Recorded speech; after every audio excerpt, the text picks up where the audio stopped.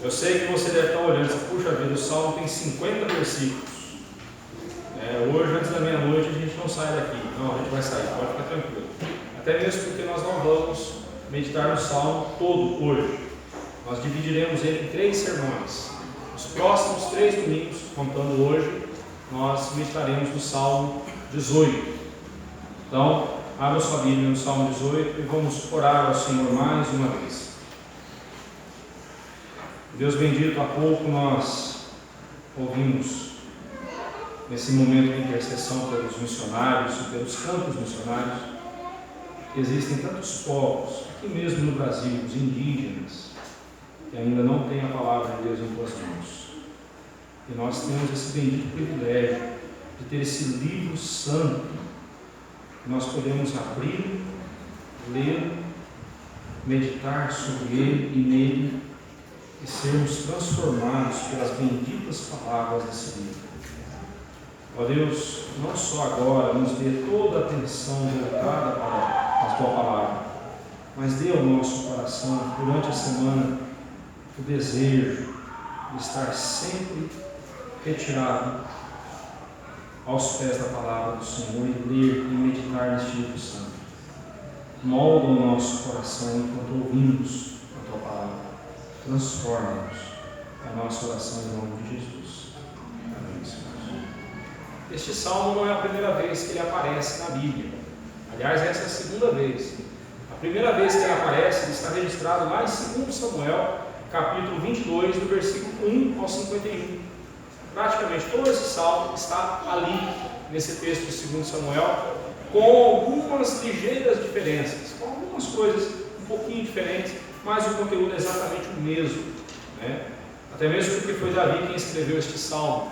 E aqui então nós temos logo a ideia que esse salmo nos passa é que ele foi adaptado, o cântico de Davi foi adaptado para que a congregação, para que a igreja entoasse louvando ao Senhor, bendizendo o nome do Senhor.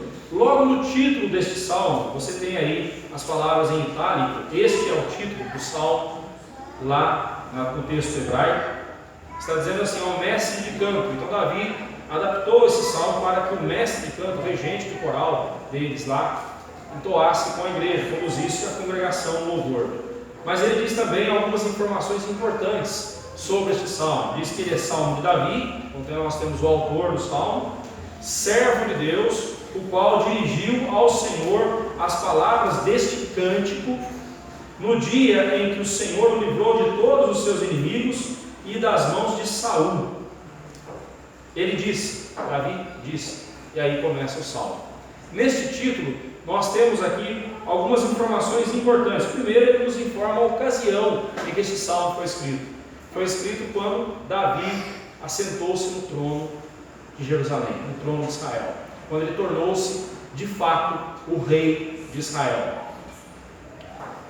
Quando menino, ele havia sido ungido por Deus, por meio do profeta Samuel, para ser rei, mas ele esperou vários anos até que Saul morresse. Somente depois que Saul morreu, Davi então assume o trono de Israel. Ele, mesmo sabendo que Saul era um homem ímpio, ele sabia também que Saul era ungido do Senhor e ele não tocou no ungido do Senhor. Nós já vimos isso em outros salmos.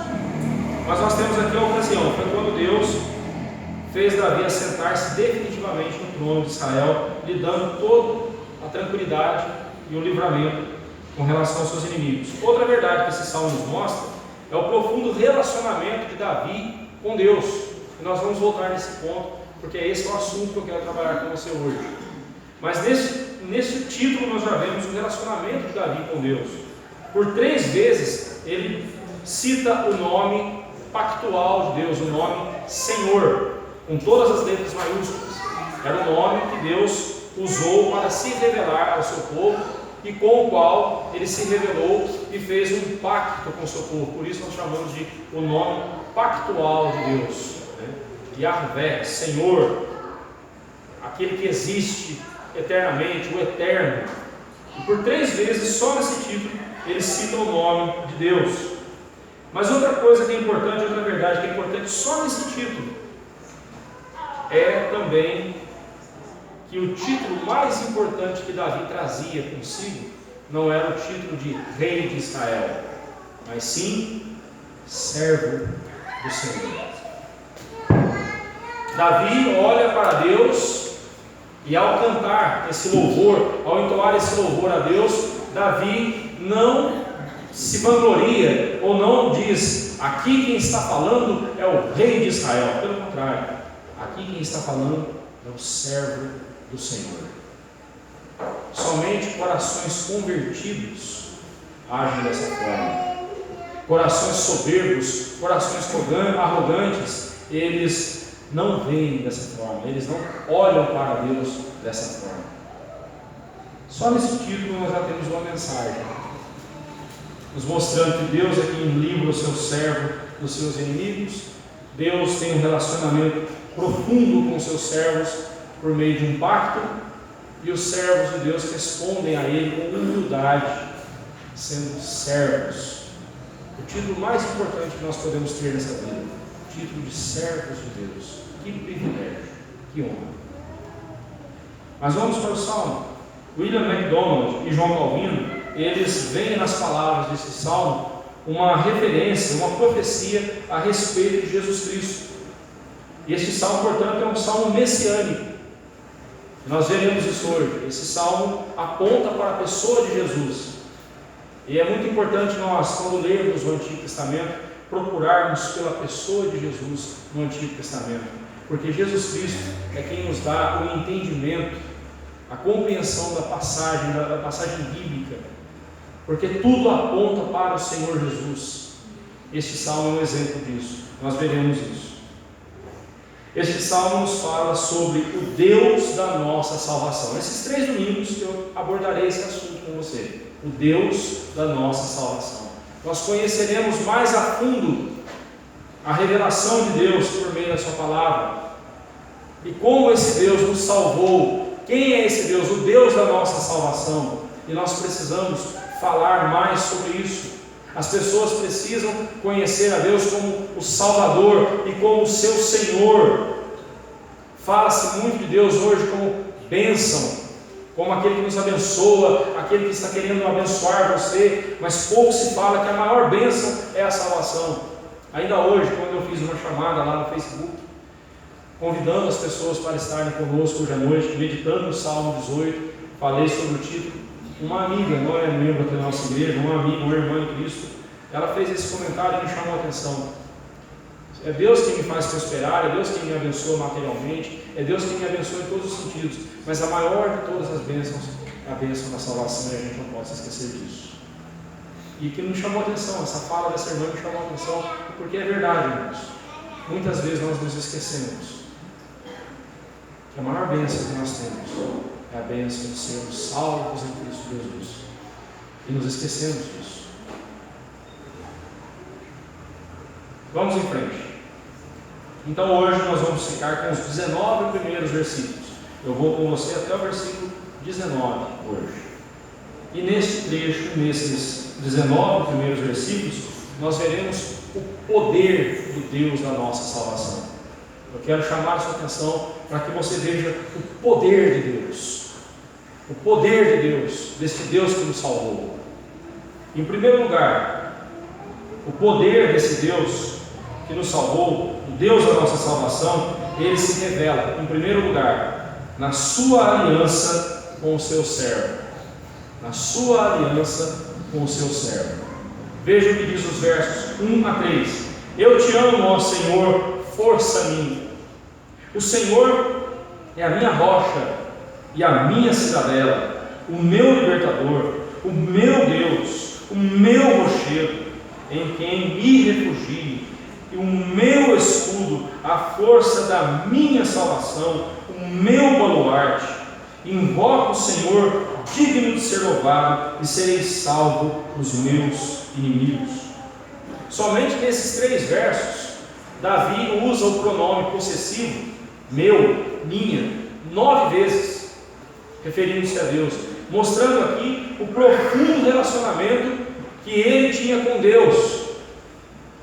Deus era o seu bem maior. Deus é o meu refúgio, minha minha força, minha cidadela, meu libertador. Deus era tudo para Davi. Tudo que trazia significado na vida de Davi era resultado da presença de Deus na sua vida. Deus era o tudo do coração de Davi. E assim então, Davi declara o seu amor por Deus. Ele responde à aliança de Deus, que Deus fez com ele, ele responde com amor. E não há maneira melhor de respondermos ao amor de Deus do que amando.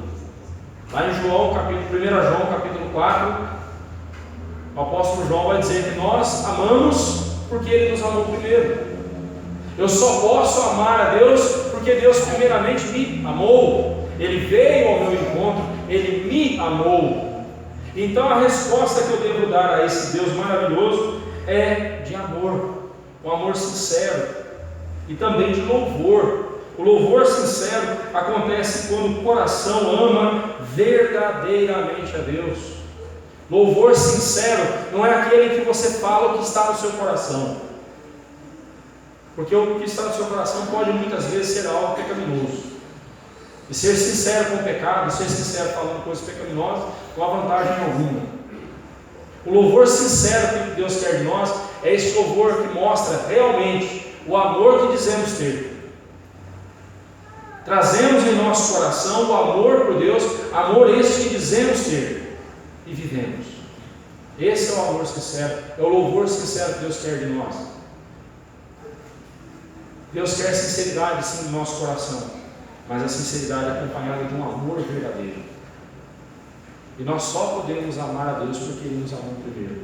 Esse amor não é fruto da nossa ação, mas é fruto do poder de Deus em nós. É Deus quem nos amou, poderosamente nos transformou e então nos salvou.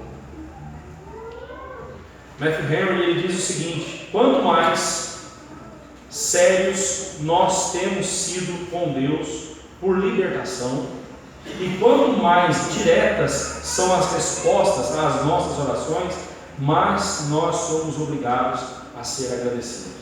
O que ele quis dizer com isso? Quanto mais sinceros e quanto mais fervorosos nós somos, clamando a Deus por socorro, e quanto mais Deus responde às nossas orações, mais agradecidos nós temos que ser. Observe que é um fluxo e refluxo, né? Eu busco a Deus, sinceramente Ele me responde e eu devolvo com gratidão a Deus, em forma de gratidão o meu louvor.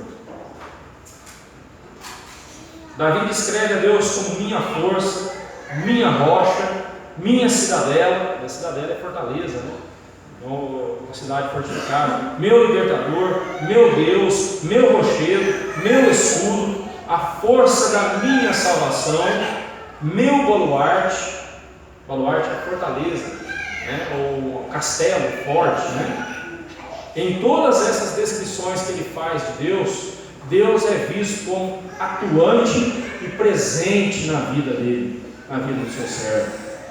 Irmãos, se tem algo que nós nunca podemos nos esquecer, é que Deus está sempre presente e atuante em nossas vidas. Até quando há um aparente silêncio da parte de Deus, até quando parece que Deus não está respondendo às nossas orações, nós estamos orando e não estamos sendo respondidos por Ele, não significa que Deus não está agindo. Deus sempre age, Deus sempre responde às nossas orações. Ele está sempre nos respondendo. Ele sempre está presente e poderosamente atuante em nossas vidas. Por isso mesmo Davi diz: invoco o Senhor, digno de ser louvado, e serei salvo dos meus inimigos. Alguém que tem a Deus como Davi tinha, alguém que tem essa convicção de quem Deus é, não procurará outro recurso na sua vida, não procurará outro socorro, confiará em Deus, clamará pelo Senhor e por Ele será atendido, porque Deus ouve as nossas orações. O problema nosso é que nós, quando passamos por lutas, reclamamos com todo mundo, mas não clamamos a Deus. nos queixamos, murmuramos, falamos para todo mundo das nossas tristezas, das nossas dores, das nossas desilusões, mas não clamamos a Deus, não nos colocamos aos pés de Deus, clamando para que Ele fale ao nosso coração, para que Ele restaure. Nós não fazemos como Davi fez aqui, dizendo: invoco o Senhor, digno de ser louvado, e serei salvo dos meus inimigos. Olha a convicção que Davi tinha: eu vou invocar a Deus e Deus me salvará. Os servos de Deus podem ter a certeza de que Ele lhes responderá o clamor por socorro. Se tem algo que Deus nunca vai deixar de ouvir, é a oração de um filho dele clamando por socorro. Ele virá no tempo dele, do modo dele, do jeito dele, porque Ele faz as coisas movido somente pelo seu desígnio, pelo seu coração, e não por nós. Mas Ele nunca vai nos deixar, Ele nunca vai nos desamparar. A única pessoa que foi desamparada por Deus foi justamente aquele que jamais mereceria isso, que jamais merecia ser desamparado. Esse alguém foi Jesus. Deus meu, por que me desamparaste? Nenhum de nós pode dizer: Deus me desamparou. Se Deus não está ouvindo as nossas orações, é porque nós estamos em pecado e não estamos de acordo com a vontade dEle. Deus não ouve corações pecadores, pessoas que estão envolvidas no pecado, revolvendo-se no pecado. Deus não tem compromisso com essas pessoas, mas aqueles que o amam, e se estiverem passando por aflições, deverão clamar e serão atendidos. Aqueles com quem Deus estabeleceu a sua aliança jamais serão desamparados por Ele. O que me faz ser sustentado por Deus não é um merecimento meu, eu não tenho merecimento algum. O que me faz ser sustentado por Deus é a palavra dEle. Ele empenhou a palavra dEle, Ele prometeu, Ele vai cumprir. O compromisso de Deus é com Ele mesmo. E por isso mesmo, se Ele prometeu cuidar daqueles com quem Ele fez uma aliança, Ele vai sustentar. Por isso nós não precisamos ficar desesperados, atormentados, desanimados. Nós devemos confiar no Senhor. Os servos de Deus, mesmo que sofram ataques vorazes de seus inimigos, não serão abandonados à mercê deles. Por quê? Porque o Senhor os protegerá completamente.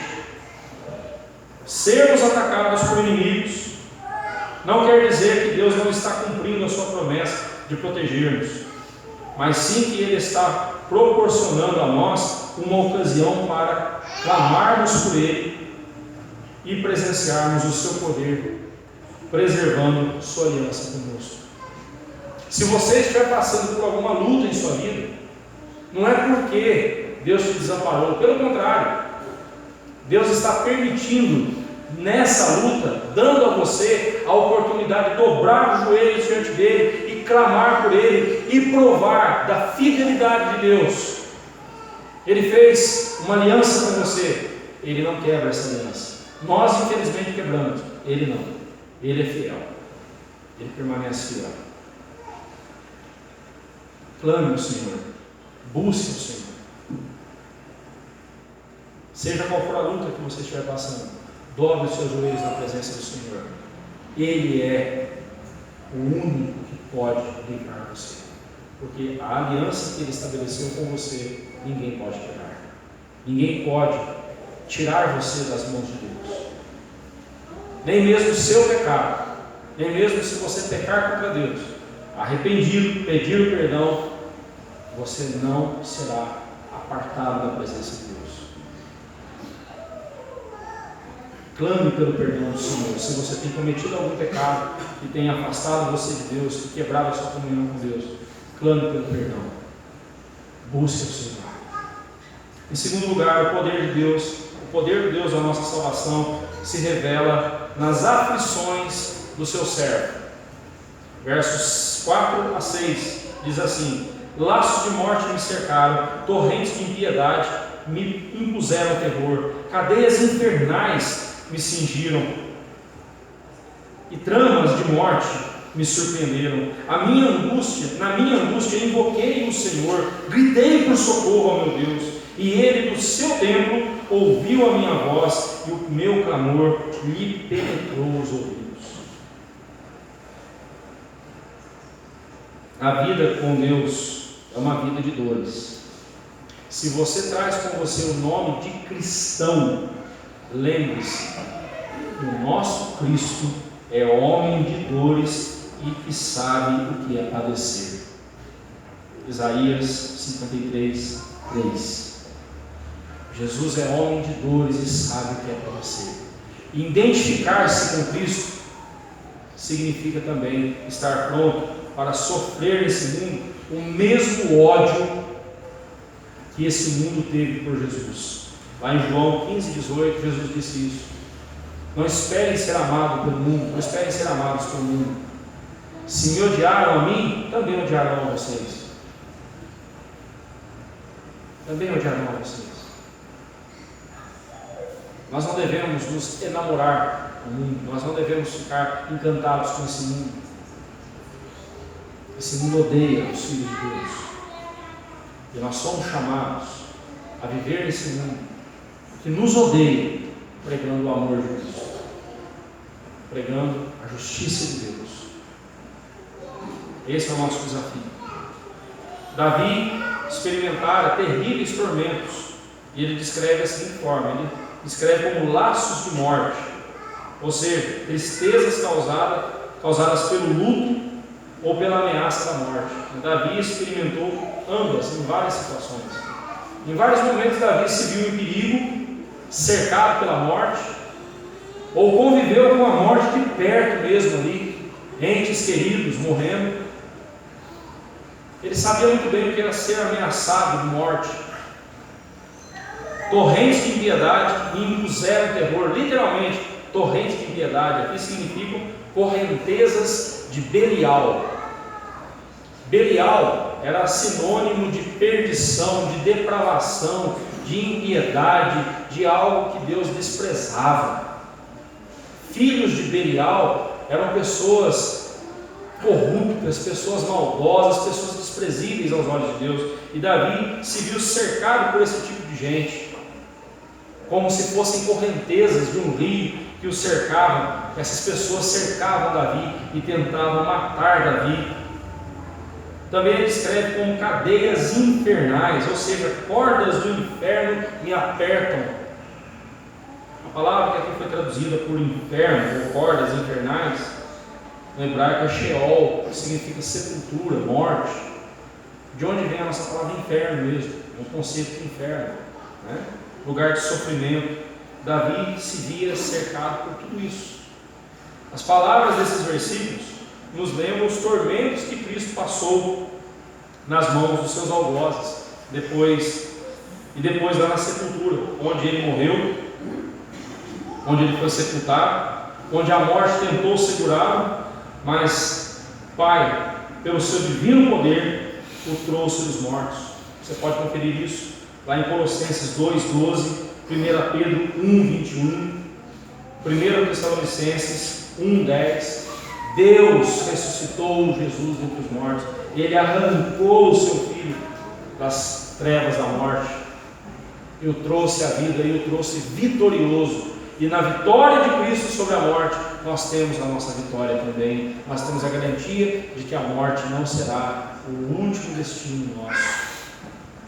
Nós seremos ressuscitados em glória. Que maravilha, que bênção! Cercado de tantos tormentos, Davi elevou a sua voz a Deus. Ele diz: invoquei o Senhor, gritei por socorro ao meu Deus.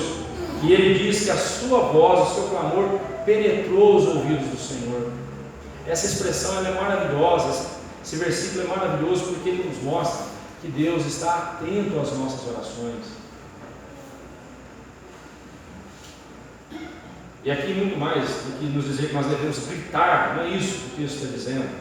Que Davi está dizendo o seguinte: eu estava tão angustiado, a angústia era tão grande no meu coração, mas eu clamei a Deus, e o meu clamor penetrou os ouvidos do Senhor, porque Deus não é surdo, Deus não está distraído, para comigo. Pelo contrário, Ele é um Deus de amor, Ele vem ao meu socorro. Convenhamos, irmãos, as orações mais sinceras são por vezes as que brotam da dor, não é mesmo? Quando nós estamos passando por um momento de dor, um momento de desespero, essas são as orações mais sinceras que nós fazemos. Nós deveríamos olhar para o sofrimento com um outro olhar. Ninguém gosta de sofrer. Se você perguntar para mim se eu gosto de sofrer, eu vou dizer para você que não, é claro. Ninguém gosta de sofrer. O sofrimento incomoda. O sofrimento nos mostra o quão fraco nós somos, o quão debilitado nós somos, o quão miseráveis nós somos, não é mesmo? Mas nós deveríamos aproveitar essas ocasiões de sofrimento pelas quais nós passamos para conhecermos mais a Deus. Orarmos como Paulo orou. Eu mais me glorio nas fraquezas, nas injúrias, porque quando sou fraco, então eu sou forte. Quando eu vejo a minha fraqueza diante das circunstâncias, aí então eu vejo o poder de Deus na minha vida. Aprendamos a olhar para o sofrimento com um olhar diferente. Davi disse que Deus, no seu santo templo, ouviu a sua voz e o seu clamor e penetrou aos ouvidos de Deus. O seu santo templo, ou seja, o seu alto e sublime lugar, como nós lemos agora há pouco.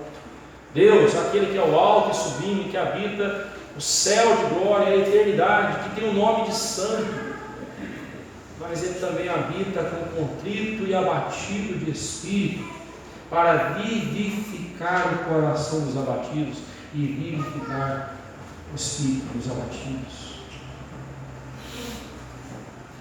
Eu lhe pergunto, quando você tem se sentido abatido, cansado, em que ou em quem você tem buscado alento para a sua alma?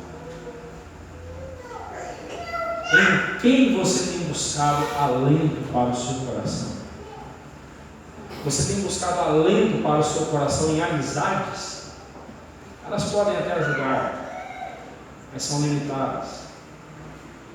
Você tem buscado alento para o seu coração em lazer?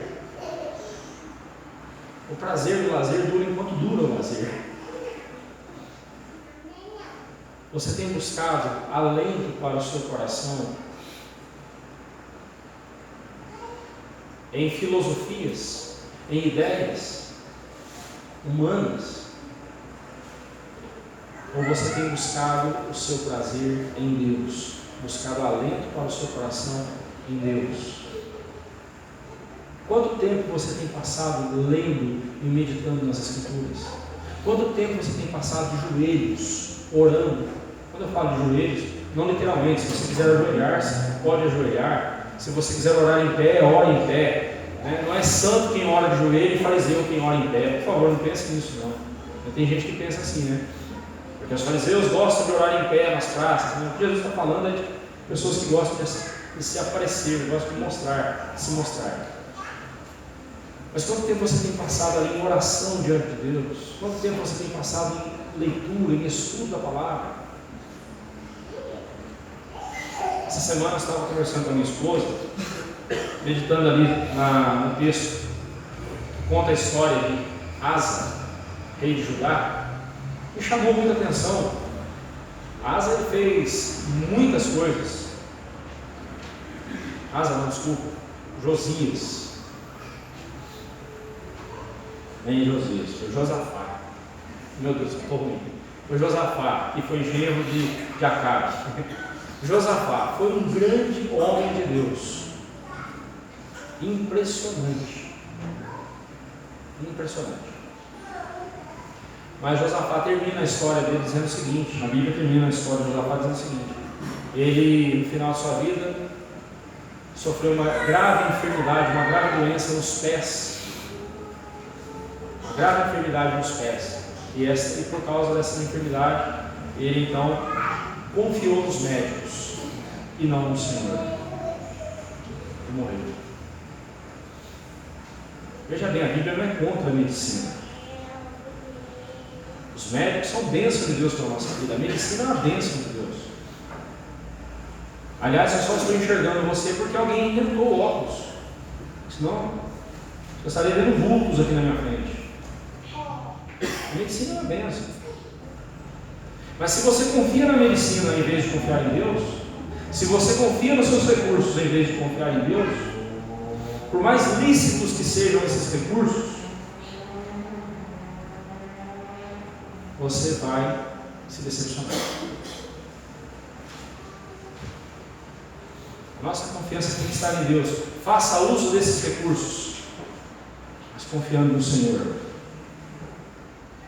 Senhor, abençoa o medicamento, abençoa o médico, abençoe o tratamento. Senhor, confio em Ti. Agora, se você está buscando alento para o seu coração nas coisas desse mundo, eu lamento, mas o que você vai encontrar é algo tão passageiro, tão efêmero, que não vai fazer diferença nenhuma na sua vida. Amanhã continua tudo comigo. Se Deus não for o tudo do seu coração, nada mais satisfará a sua alma. Entenda isso. Entenda isso.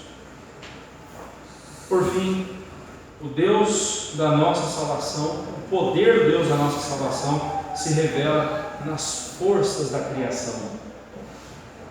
Eu acho fantástico como Davi descreve Deus aqui agora. Então a terra se abalou e tremeu, vacilaram também os fundamentos dos montes e se estremeceram, porque ele se indignou. Das suas narinas subiu fumaça e fogo devorador da sua boca, fogo devorador da sua boca, dele saíram brasas ardentes. Baixou ele dos céus e desceu, e teve sobre os seus pés densa escuridão. Cavalgava um querubim e voou, sim, levado velozmente nas asas do vento. Das trevas fez um manto em que se ocultou, escuridade de águas e espessas nuvens dos céus eram o seu pavilhão. Do esplendor que diante dele havia, as densas nuvens se desfizeram em granizo e brasas chamejantes. Trovejou então o Senhor dos céus, o Altíssimo levantou a voz, e houve granizo e brasas de fogo, despediu as suas setas e espalhou os meus inimigos, multiplicou os seus raios e os desbaratou. Então se viu o leito das águas e se descobriram os fundamentos do mundo, pela tua repreensão, Senhor, pelo iroso resfolgar das tuas narinas. Do alto me estendeu ele a mão e me tomou, tirou-me de muitas águas, livrou-me de forte inimigo e dos que me aborreciam, pois eram mais poderosos do que eu. Assaltaram-me no dia da minha calamidade, mas o Senhor me serviu de amparo. Trouxe-me para um lugar espaçoso, livrou-me, porque Ele se agradou de mim.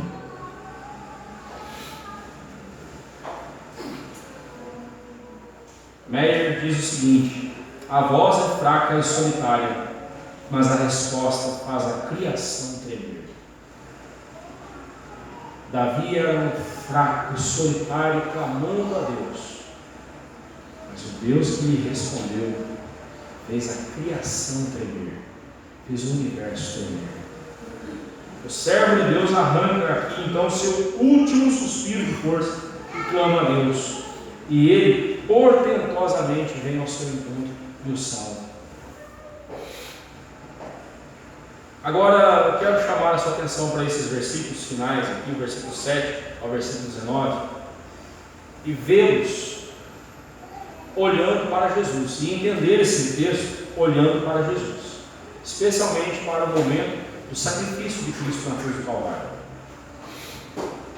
Essas palavras aqui aplicadas a Davi, elas se tornam tanto quanto figuradas. É uma hipérbole, é uma coisa exagerada em relação a Davi, mas aplicadas a Jesus, elas se encaixam literalmente no sacrifício de Jesus. Quer ver só? Compare o verso 7 e 8 com Mateus 27, 51. Em Mateus 27, 51 diz que no momento lá da morte de Jesus, tremeu a terra e fenderam-se as rochas. Versículos 7 e 8 do Salmo, Davi diz que a terra se abalou e tremeu, vacilaram os fundamentos, também os fundamentos dos montes se estremeceram. Observe, aqui Davi, pelo Espírito Santo de Deus, profeticamente está falando o que iria acontecer no dia da morte de Jesus. No momento da morte de Cristo, Deus estava indignado e furioso, não só contra aqueles que pregaram Jesus na cruz, mas contra o nosso pecado, os nossos pecados, pelos quais Cristo morreu na cruz do Calvário. A ira de Deus, nós não temos como medir, irmãos, o que foi a cruz do Calvário. Nós não temos como mensurar como foi o que aconteceu na cruz do Calvário com Cristo. Ali ele experimenta o furor da ira de Deus contra o nosso pecado que estava sobre ele. A culpa do nosso pecado exigia a morte e Jesus morreu no nosso lugar. A terra tremeu, fenderam-se as rochas, diz Mateus. Quando pregaram o Senhor Jesus na cruz, a natureza também entrou no cataclismo. Olha o que acontece no verso 9 a 12. Diz que os céus se baixaram, né? Baixou Deus dos céus e desceu, e com ele densa escuridão. Ele estava envolto em escuridão, né? Das trevas fez um manto em que se ocultou, escuridade de águas e espessas nuvens dos céus. Agora veja o que diz Mateus 27, 45. Desde a hora sexta até a hora nona houve trevas sobre a terra. No momento, no meio-dia, às 3 horas da tarde, no momento em que o sol é mais forte na Palestina, a terra ficou escura como a noite. Deus desceu em sua ira, revelou ali a ira dele contra o pecado, a escuridão do inferno que nós sofreríamos por toda a eternidade. Cristo sofreu naquelas 3 horas na cruz por nós. O mundo testemunhou que seria o inferno para nós, a escuridão do inferno para nós, porque inferno, como eu tenho dito aqui para os irmãos, é a presença de Deus em juízo, exercendo a sua ira contra o pecado. Inferno não é o lugar onde Satanás manda, inferno é o lugar onde Deus executa a sua ira contra o pecado. A escuridão do inferno veio para a terra naquele momento. A escuridão causada pela ira de Deus contra o pecado veio na terra naquelas 3 horas. Você e eu jamais conheceremos a escuridão do inferno, porque aquele que é a luz veio ao mundo e brilhou, e vimos a sua glória como a do unigênito do Pai. Ele é a luz, e a luz resplandece nas trevas. Esse é o nosso Jesus, esse é o Deus da nossa salvação, esse é o poder do Deus da nossa salvação.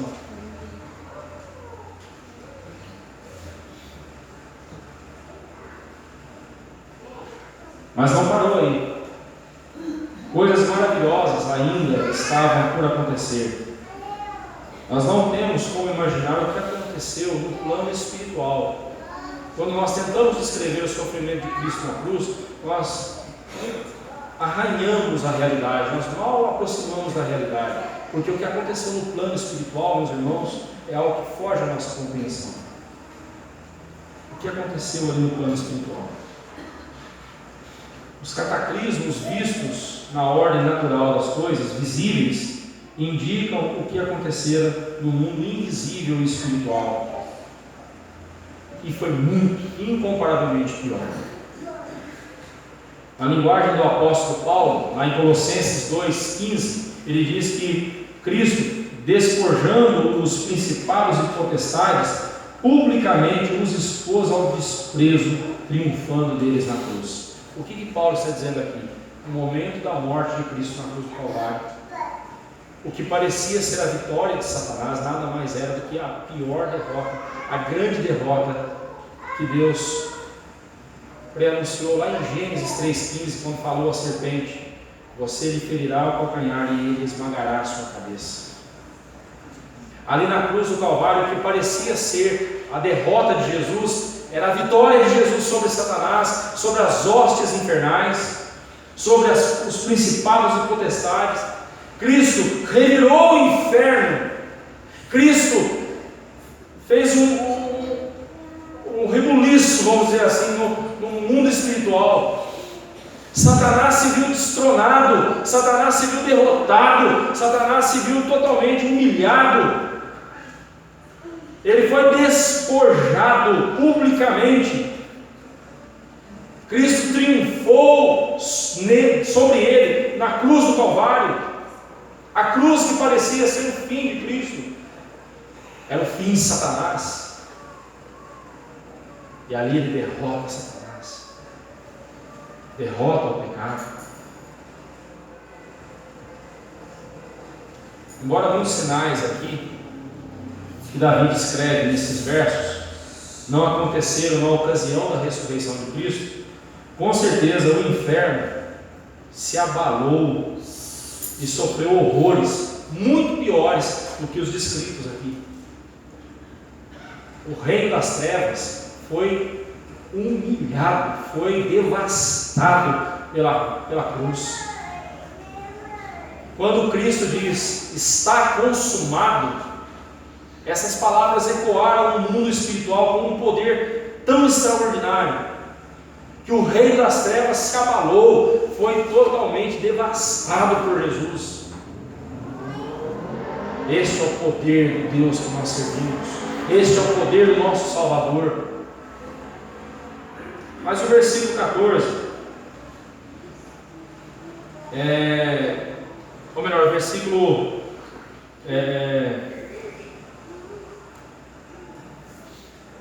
17: livrou-me do forte inimigo e dos que me aborreciam, pois eram mais poderosos do que eu. Como aplicar essa palavra ao Senhor Jesus? Estamos dizendo aqui que Jesus é mais poderoso que o inferno, e aqui Davi está dizendo que os inimigos eram mais poderosos que Jesus. Como aplicar isso ao Senhor Jesus? Algo que nós precisamos lembrar é que quando Cristo se encarnou, ele se tornou um homem e nunca mais deixou de ser. Hoje, na glória eterna, ele é o Deus homem. Cristo, quando se encarnou, ele não deixou de ser Deus. Ele deixou a glória eterna, mas não deixou de ser glorioso, não deixou de ser Deus. Ele é Deus, o Deus que se encarnou. Mas como quanto homem, ele também experimentou das nossas fraquezas, das nossas limitações. Ele foi sepultado, ele ficou sob o poder da morte por 3 dias. E nós não temos ideia do que aconteceu ali. Mesmo aquele texto lá de 1 Pedro fala que ele desceu às regiões inferiores da terra e anunciou a salvação aos que estavam no cativeiro e tudo mais. Ali não está falando da morte de Jesus e do sepultamento de Jesus. Ali está falando da encarnação de Jesus. Ele veio a esse mundo, às regiões inferiores da terra, e anunciou o Evangelho a nós. Mas esse é assunto para outro dia. O que nós devemos entender aqui é que, conquanto homem, conquanto encarnado, o Senhor Jesus teve limitações. Uma sepultura o segurou por 3 dias. E nós não temos ideia da luta que se travou ali na sepultura. Mas nós sabemos que o braço do Pai se estendeu e o arrancou da sepultura. Jesus foi ressuscitado pelo poder do Pai, pelo poder de Deus. Jesus foi ressuscitado.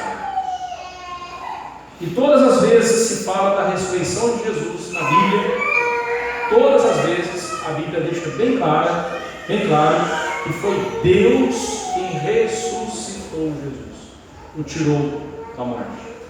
A vitória de Cristo sobre a morte aconteceu pelo poder do Pai que o tirou. Você pode conferir isso comigo, lá em Efésios 1, 19 e 20, Colossenses 2, 12, 1 Pedro 1, 21 e 1 Tessalonicenses 1, 10.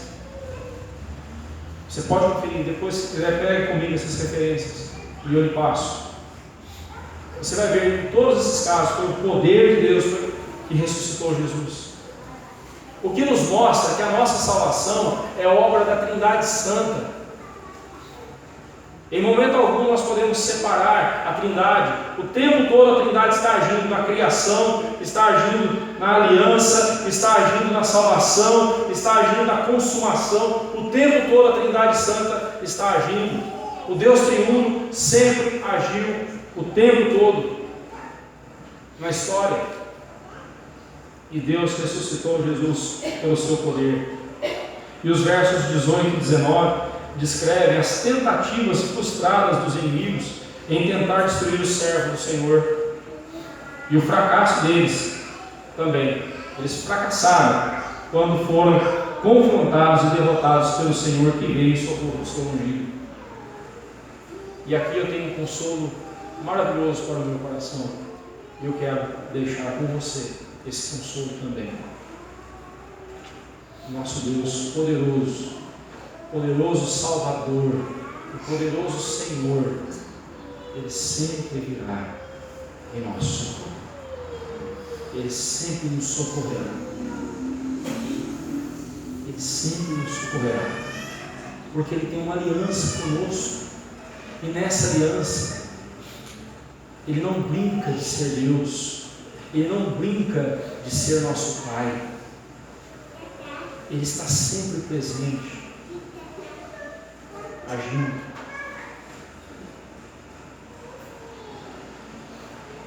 Esse Deus estará sempre atuando em nossa vida, especialmente nos momentos de aflição, especialmente quando estivermos aflitos, cansados, extenuados, desanimados. Deus estará sempre presente, porque aquele que não poupou o seu próprio Filho, você acha que Ele vai negar a nós essas coisas secundárias? Se Ele não poupou o seu próprio Filho para nos salvar, você acha que Ele vai nos abandonar nessas coisas secundárias?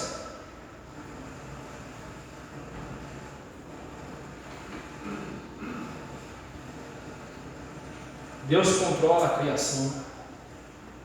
Ele a usa para dar o seu recado aos pecadores.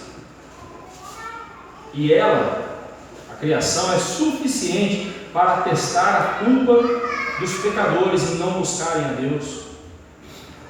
Leia Romanos, capítulo 1, versículo 19 e 20. Os atributos invisíveis de Deus são vistos na natureza, nas obras da sua criação. E ninguém poderá chegar diante de Deus nos céus e dizer assim: Senhor, eu não sabia que o Senhor existia. Porque Deus lhe dirá: a criação é a minha assinatura. Toda a minha criação revelou a minha existência.